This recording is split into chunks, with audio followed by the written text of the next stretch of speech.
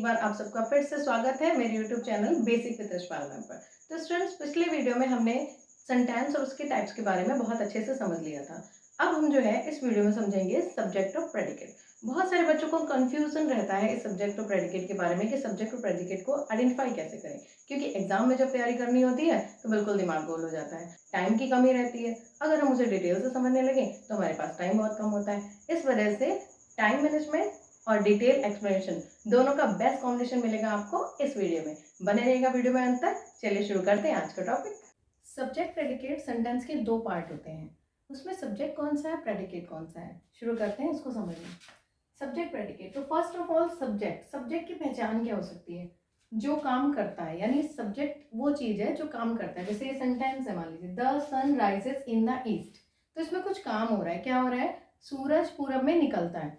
तो कौन निकल रहा है पूरब में? सूरज निकल रहा है। तो काम क्या हो रहा है यहाँ पे? सूरज के निकलने का काम हो रहा है। वो निकलने का काम कौन कर रहा है? सूरज कर रहा है। तो जो काम करता है, यानी यहाँ पे अगर कोई काम कर रहा है निकलने का, तो वो कौन कर रहा है? सूरज कर रहा है।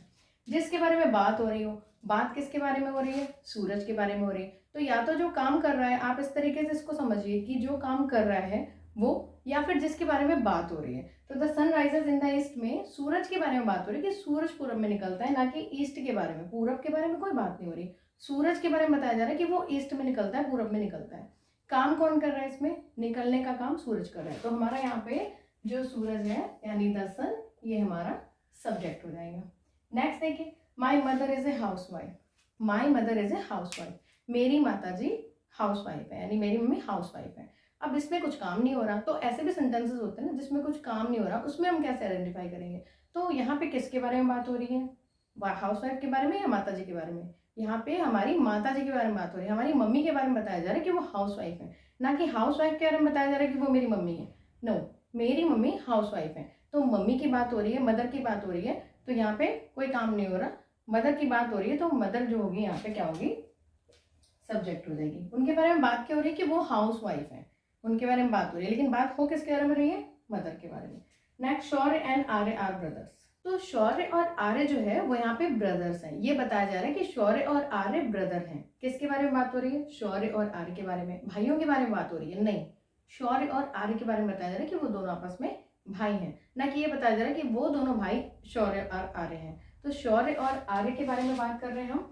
तो यहाँ पे शौर्य और आर्य जो है वो आपका सब्जेक्ट हो जाएगा, और बाकी जो है वो प्रेडिकेट हो जाएगा। प्रेडिकेट में जो काम हो रहा हो, वाक्य का बचा हुआ भाग, या तो जो काम हो रहा हो हम इस बात पे फोकस करेंगे, लेकिन अगर वहां पे काम हो ही नहीं रहा होगा तो हम जो चीजें बची हैं, वाक्य में जो कुछ बच गया है, हम उसको प्रेडिकेट मान लेते हैं। अगर हमने सब्जेक्ट को अच्छे से आइडेंटिफाई कर लिया तो प्रोडक्ट को आइडेंटिफाई करने में कोई दिक्कत नहीं आती है। ठीक है, तो देखिए जैसे I like blue colour, I like blue colour. अब मैं ब्लू कलर पसंद करती हूँ, मुझे ये ब्लू कलर पसंद है। तो मैं यहाँ पे क्या काम कर रही हूँ? पसंद करने का काम कर रही हूँ। काम कौन कर रहा है? आई।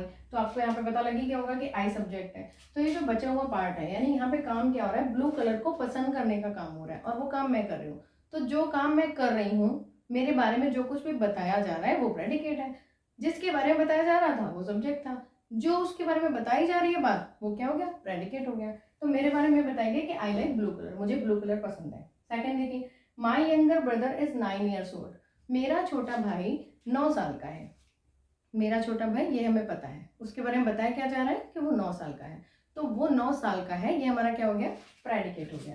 ये हमारा क्या हो जाएगा? यहाँ पे प्रेडिकेट हो जाएगा। ये ब्रदर आपका सब्जेक्ट में आएगा, माई यंगर ब्रदर, ये जो आपका है ये सब्जेक्ट हो गया। Rohit and his friend, Rohit और उसका फ्रेंड, किसकी बात हो रही है? रोहित और उसके फ्रेंड की बात हो रही है। तो वो दोनों क्या हुए? सब्जेक्ट हो गए। अब उनके बारे में क्या बात हो रही है? हम क्या बता रहे हैं? आर प्लेइंग चेस, कि वो चेस खेल रहे हैं। तो फिर ये हमारा प्रेडिकेट हो गया। क्लियर? सब्जेक्ट प्रेडिकेट क्लियर हो गया। अब हम चलते हैं नेक्स्ट स्टेप पे। चलिए अब चलते हैं कुछ ऐसे टाइप के सेंटेंसेस में जिसमें हमें बहुत कंफ्यूजन होता है ये समझने में कि इसमें सब्जेक्ट कहाँ तक होगा और उसके आगे का प्रेडिकेट कहाँ से है। देखिए फर्स्ट सेंटेंस है आपका, those three girls are my friends, sorry, those three girls are my friends. वो तीन लड़कियां, यानी कहीं वो दूर खड़ी हैं तीन लड़कियां, तो वो तीन लड़कियां मेरी फ्रेंड हैं। अब यहाँ पे आप ये सोचेंगे कि बताया क्या जा रहा है? ये बताया जा रहा है कि वो मेरी फ्रेंड है। हमें पहले से क्या पता है कि वो तीन लड़कियां मेरी फ्रेंड हैं। तो वो तीन लड़कियां जो हमारा है वो क्या हो जाएगा? ये पूरा पूरा सब्जेक्ट हो जाएगा आपका। और आर माई फ्रेंड, ये हमारा हो जाएगा प्रेडिकेट, क्योंकि उन तीनों लड़कियों के बारे में हम ये बता रहे हैं कि वो मेरी फ्रेंड है, तो ये प्रेडिकेट हो गया। The girl carrying an umbrella in her hand is my sister. तो पहले इसका हम मीनिंग समझेंगे। यहाँ पे सेंटेंस हमें क्या कह रहा है, अगर हम उसका मीनिंग परफेक्टली समझ रहे हैं तो हमें ज़्यादा दिक्कत नहीं आती सब्जेक्ट प्रेडिकेट समझने में। The girl carrying an umbrella in her hand, तो जो लड़की है उसके बारे में ये नहीं कहा जा रहा कि वो लड़की हाथ में अम्ब्रेला लेके आ रही है या उसने हाथ में अम्ब्रेला लिया हुआ है, नो। बताया क्या जा रहा है, the girl carrying an umbrella in her hand is my sister, वो मेरी सिस्टर है, ये हमें बताया जा रहा है। हमें पहले से क्या पता है, हमें पता है कि वो लड़की, जैसे मान लीजिए वो लड़की दूर खड़ी है, बहुत सारी लड़कियां, हमें ये नहीं समझ में आ रहा इसमें से तुम्हारी बहन कौन सी है, अगर किसी ने पूछा तो हम मुझे बता रहे कि वो लड़की जिसने हाथ में अम्ब्रेला पकड़ा हुआ है, जिसने हाथ में अम्ब्रेला कैरी किया हुआ है, वो मेरी सिस्टर है। तो ये चीज़ हमें पहले से पता है कि उस लड़की ने हाथ में अम्ब्रेला कैरी किया है। हमें बताना क्या है, हमें ये बताना है कि वो हमारी सिस्टर है। तो जो हमें बताना है वो हमारा प्रेडिकेट है, जो हमें पहले से पता है, जिसके बारे में बात कर रहे हैं, वो हमारा सब्जेक्ट हो जाता है। तो इस तरीके से यहाँ पे सब्जेक्ट क्या होगा आपका, ये पूरा, the girl carrying an umbrella in her hand, जिस लड़की ने हाथ में अम्ब्रेला पकड़ा हुआ है वो क्या है। अब उसके बारे में बता रहे हैं कि वो मेरी सिस्टर है। हम यहाँ पे बता ही नहीं रहे कि उसने हाथ में अम्ब्रेला पकड़ा हुआ है, कि वो लड़की उसने हाथ में अम्ब्रेला पकड़ा हुआ है, नो। हम ये बता रहे हैं कि वो लड़की जिसने हाथ में अम्ब्रेला पकड़ा है वो मेरी सिस्टर है, ठीक। तो वो मेरी सिस्टर हमने बताया, इसलिए वो प्रेडिकेट हो गया। ये चीजें हमें पहले से पता थी, इसलिए हमारी सब्जेक्ट हो गई। क्लियर। नेक्स्ट देखिए, the man standing at the gate is my uncle. तो इसको आप भी गेस कीजिए थोड़ा सा। चलिए मैं बताती हूँ, फिर उसके बाद फिर आप देखिएगा आपका आंसर सही है कि नहीं सही। ओके, सोचा, ठीक है। अब मैं बताती हूँ, the man standing at the gate, जो आदमी गेट पर खड़ा है, इज माई अंकल, ठीक। अब हमने इसमें क्या बताया, इज माई अंकल, कि वो मेरे अंकल हैं, वो मेरे अंकल है। तो ये हमारा क्या हो गया, ये हमारा प्रेडिकेट हो गया, क्योंकि हम इसमें ये बता रहे हैं कि हमारे अंकल है। हम ये नहीं बता रहे कि वो आदमी गेट पे खड़ा है, ठीक। वह आदमी गेट पर खड़ा है, अगर इतनी बात आती तो यहाँ पे होता the man is standing at the gate, वो आदमी गेट पर खड़ा है, तो उसमें वो आदमी जो है वो आपका सब्जेक्ट हो जाता बस, और बाकी सारा प्रेडिकेट हो जाता। लेकिन हम ये बता रहे हैं कि वो आदमी जो गेट पर खड़ा है, ठीक। आगे हम बता क्या रहे हैं उसके बारे में, ये हमें पहले से पता है वो आदमी गेट पर खड़ा है। हम ये बता रहे हैं कि वो मेरे अंकल हैं, हम किसी अपने फ्रेंड को बता रहे हैं कि वो आदमी जो गेट पे खड़ा है वो मेरे अंकल हैं। तो the man standing at the gate, ये इतना जो है आपका ये सब्जेक्ट हो जाएगा और बाकी आपका प्रेडिकेट हो जाएगा। नेक्स्ट देखिए, the lady in pink sari is my mother, the lady in pink sari is my mother. अब तो आपको लगभग ये 2-3 सेंटेंस करने के बाद इसका आइडिया हो गया होगा। वो लेडी जो पिंक साड़ी में खड़ी है वो मेरी मदर है। तो यहाँ पे आपका सब्जेक्ट क्या हुआ, the lady in pink sari, वो लेडी जो पिंक साड़ी में खड़ी है, यानी बहुत सारी लेडीज खड़ी है, उसमें हम अपनी मम्मी की पहचान करवा रहे हैं अपने फ्रेंड्स को, किसी पार्टी में गए हुए हैं, तो मैंने कहा कि वो लेडी जो पिंक साड़ी पहने हुए वो मेरी मदर है। तो वो मेरी मदर है, ये हमारा उनको बताने का है कि मेन टारगेट हमारा क्या है, उनको बताने का कि मेरी मदर कौन सी है, ठीक। तो इज माई मदर, ये क्या हो जाएगा आपका, ये प्रेडिकेट हो जाएगा। जो हम बता रहे हैं वो हमारा प्रेडिकेट हो गया। ये हमने सिर्फ पहचान के लिए बता दिया कि इन पिंक साड़ी की, वो पिंक साड़ी में है, ठीक। Next, Rekha, Renu and her brother Amit visited us yesterday. Rekha, Renu और उसका भाई अमित हमसे कल मिला या हमसे कल मिलने आए, ठीक।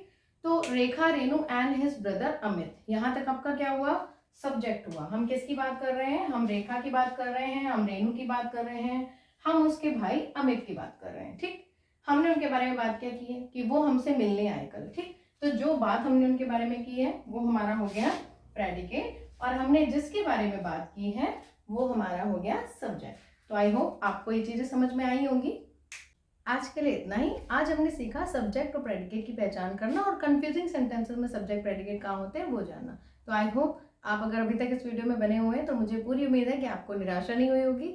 नेक्स्ट वीडियो में हम समझेंगे डिक्लेरेटिव के अलावा इंट्रोगेटिव, इम्परेटिव और एक्सक्लेमेटरी सेंटेंसेस में सब्जेक्ट को आइडेंटिफाई कैसे किया जाता है, प्रेडिकेट को आइडेंटिफाई कैसे किया जाता है। तो बने रहिएगा हमारे साथ नेक्स्ट वीडियो में भी।